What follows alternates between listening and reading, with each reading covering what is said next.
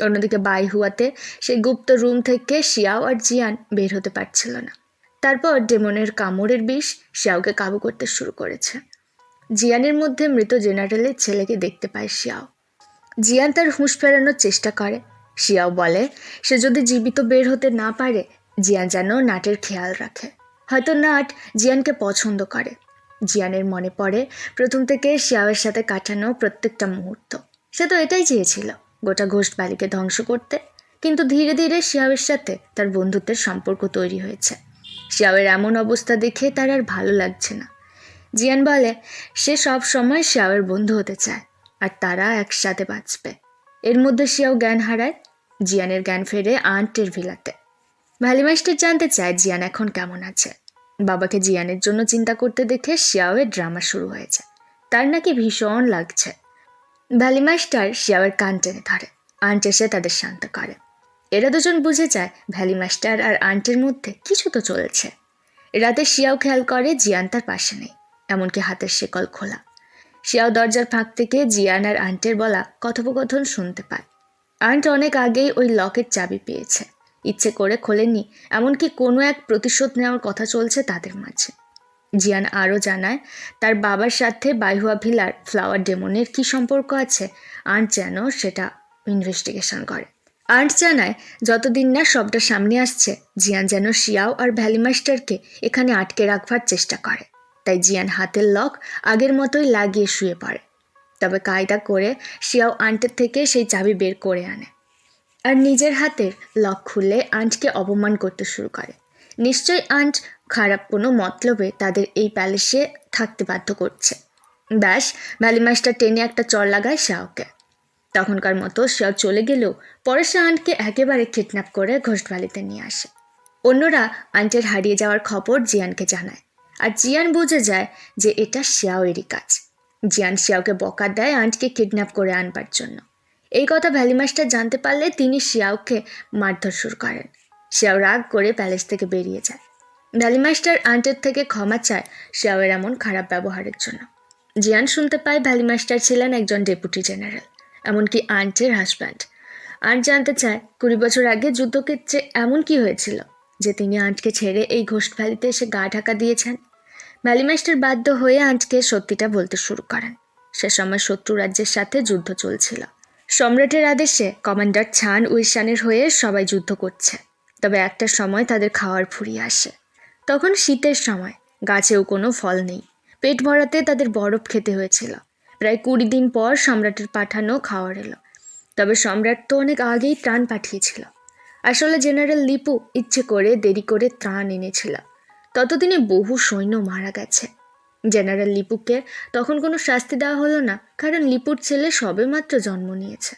এরপরেও লিপু শত্রু দলের সাথে হাত মিলিয়ে সব লয়াল সৈন্যদের মেরে ফেলে, যাতে পরবর্তীতে তার করা অন্যায় সবার সামনে না আসে।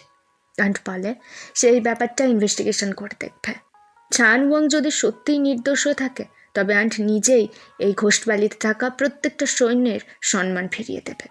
অন্যদিকে বাবার করা এত বড় অপরাধ শুনে জিয়ান ভেঙে পড়ে। শিয়াওয়ের সন্দেহ হয়। আন্টির প্যালেসে কান পেতে সে জানতে পারে জিয়ান লিপুর ছেলে। তার বাবার মৃত্যুর প্রতিশোধ নিতেই জিয়ান ঘোষ্ট ভ্যালিতে এসেছে। এটা জেনে শিয়াও জিয়ানের কাছে আসে। শিয়াও জানায় তার বাবা ছিল কমান্ডার ছান উইশান, 20 বছর আগে যুদ্ধক্ষেত্রে যার মৃত্যু হয়েছে। আর সে জানে জিয়ানের আসল পরিচয়। সিতু এসে শিয়াও আর জিয়ানকে শান্ত করে।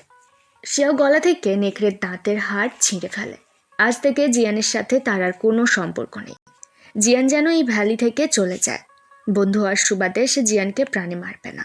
তবে জিয়ান বলে তার উদ্দেশ্য পূরণ না হওয়া পর্যন্ত সেও ঘোষ্ট বাড়ি ছেড়ে যাবে না, যতদিন না সে সত্যিটা জানতে পারছে। শিয়াওয়ের মাথায় যন্ত্রণা শুরু হলে নাট তাকে নিয়ে চলে যায়। ভ্যালিমাস্টার এসে শিয়াওকে বকা দেয় এমন পাগলামো করবার জন্য। যদিও শিয়াও কাউকে জানায়নি জিয়ানের আসল পরিচয়, তাই ভ্যালিমাস্টারও জানে না যে জিয়ান তারই শত্রু লিপুর ছেলে। ভ্যালির অন্য সৈন্যরাও জিয়ানকে মানতে শুরু করেছে। শিয়াও সবসময় রাগারাগি করতে থাকে, তবে জিয়ান ঠান্ডা মাথার মানুষ। তাই তারা ভ্যালিমাস্টারকে জানায় পরবর্তী ভ্যালিমাস্টার যেন জিয়ানকে করা হয়। শিয়াও ভাই হিসেবে জিয়ানের পাশেই থাকুক। ভ্যালিমাস্টারের কাছেও এই প্রস্তাবটা ভালো লাগে। পরদিন সভায় এই ব্যাপারটা জানানো হয় যে ভ্যালি মাস্টার জিয়ানকে নিজের ছেলের মর্যাদা দেবে, আর পরবর্তী ভ্যালি মাস্টার হবে জিয়ান। সবাই খুশি হলেও শিয়াও এসে ব্যাগটা দেয়। তার বাবা জেনারেল ছিল, তাই পরবর্তী ভ্যালি মাস্টারের আসন শিয়াওয়েরই পাওয়া উচিত, জিয়ানের নয়। সবাই ভাবে শিয়াও হয়তো জেলাস ফিল করছে জিয়ানকে নিয়ে, কারণ জিয়ান তার থেকে সিংহাসন কেড়ে নিচ্ছে। সেও বোঝায় সিংহাসনের প্রতি তার লোভ নেই, বরং জিয়ান এসেছে সবাইকে ধ্বংস করতে। নাট নিজের হাতে দাদার জন্য পোশাক তৈরি করেছে। কাল জিয়ানকে ভ্যালি মাস্টার নিজের ছেলে হিসেবে গ্রহণ করবে, এই উপলক্ষে এক অনুষ্ঠান আছে। শিয়াও নিজের থেকে জিয়ানের দেওয়া দাঁতটা নাটকে দিয়ে দেয়। সে জানে নাট জিয়ানকে পছন্দ করে। সেদিন রাগের মাথায় শিয়াও নিজের গলা থেকে ওটা ছিঁড়ে ফেললেও এরপরেই সে জঙ্গলে গিয়ে আবার সেটা কুড়িয়ে এনেছিল। নাট জিয়ানের জন্যেও একই রকম কাপড় তৈরি করেছে। পরদিন অনুষ্ঠান শুরু হয়। জিয়ান এখন থেকে ভ্যালি মাস্টারের পুত্র। এরপর হাত কেটে ব্লাড রিচুয়ালের মধ্য দিয়ে অনুষ্ঠান শেষ হয়। জিয়ান অনেক আগেই এই ওয়াইনগুলোতে বিষ মিশিয়েছিল। সবেমাত্র প্রত্যেকে ওয়াইনে চুমুক দিয়েছি কি এমন সময় শিয়াও পৌঁছে যায় আর সব ওয়াইন নষ্ট করে ফেলে। ততক্ষণে অল্প বিষ সবার শরীরে যাওয়ায় বিষক্রিয়া হতে শুরু করেছে এবং অসুস্থ হতে শুরু করেছে। শিয়াও আর জিয়ানের মধ্যে লড়াই শুরু হয়। যদিও অল্প বিষের জন্য অন্যদের প্রাণ বেঁচেছে, তবে ভ্যালি মাস্টার নিজেকে সামলে বাইরে বেরিয়ে আসে। আর জিয়ান আর শিয়াওকে শান্ত করবার চেষ্টা করতে গেলে তিনি দেখতে পান জিয়ানের মার্শাল আর্ট আর বুঝে যায় এটা লি ফ্যামিলির স্টাইল। দুইজনের লড়াই থামাতে নাট তাদের মাঝে চলে আসে আর শিয়াওয়ের তলোয়ার গিয়ে লাগে নাটের বুকে। নাট শিয়াওকে সেই নেকড়ের দাঁত ফিরিয়ে নিজের শেষ নিঃশ্বাস ত্যাগ করে দাদাদের মাঝে। লিজিয়ান জেনারেল লিপুর ছেলে। এটা জেনে ভ্যালি মাস্টার বুঝতে পারে জিয়ান বাবার মৃত্যুর প্রতিশোধ নিতেই ঘোস্ট ভ্যালিতে এসেছিল। জিয়ান বলে সে জানে তার বাবা মোটেও খারাপ জেনারেল ছিলেন না। নিশ্চয়ই ভ্যালি মাস্টাররা তার বাবার নামে বদনাম ছড়াচ্ছে। এর মধ্যে আন চলে আসে আর লিপুর বিরুদ্ধে বিভিন্ন প্রমাণ দেখায়, কীভাবে লিপু শত্রুদের সাথে মিলে দেশের ক্ষতি করেছে, সৈন্যদের মেরেছে। অবশেষে সব প্রমাণ দেখবার পর জিয়ান হার মেনে নেয়। বুঝতে পারে সব শেষ, তার বাবাই ছিলেন দোষী। তাই লি পরিবারের সন্তান হয়ে সেও শাস্তি নেবে। জিয়ান আত্মহত্যা করতে গেলে শিয়াও তাকে আটকায়। মৃত সৈন্যদের সমাধির সামনে জিয়ানকে শাস্তি দেওয়া হচ্ছে। দূর থেকে আন্ট বিষয়টা দেখছে আর জিয়ান নিঃশব্দে সব আঘাত সহ্য করে নেয়। বাবার করা অপরাধের শাস্তি ছেলে হিসেবে সেই শোধ করবে। ভ্যালি মাস্টারের চোখ যায় জিয়ানের পিঠের একটা পোড়া দাগের ওপর। 20 বছর আগের কিছু ঘটনা তার আবঝা আবঝা মনে পড়ে। শাস্তি শেষ হওয়ার পর আন্ট এবং ভ্যালি মাস্টার জিয়ানকে নিজেদের বাড়িতে ফিরিয়ে আনে। জিয়ান লিপুর ছেলে হলেও তারা জিয়ানকে ক্ষমা করে দেয়।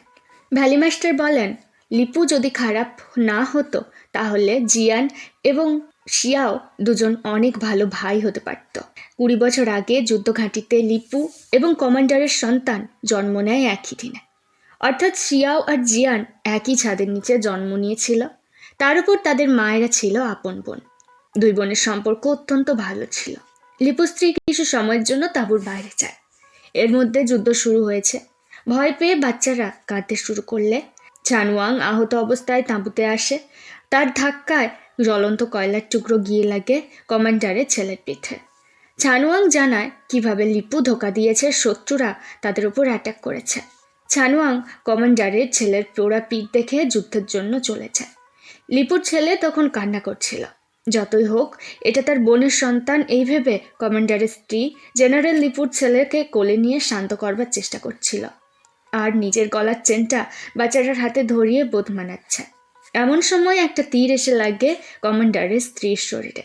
লিপুর ছেলেকে কোলে নিয়ে তিনি মারা যান আর দূরে পড়ে থাকে তার নিজের ছেলে।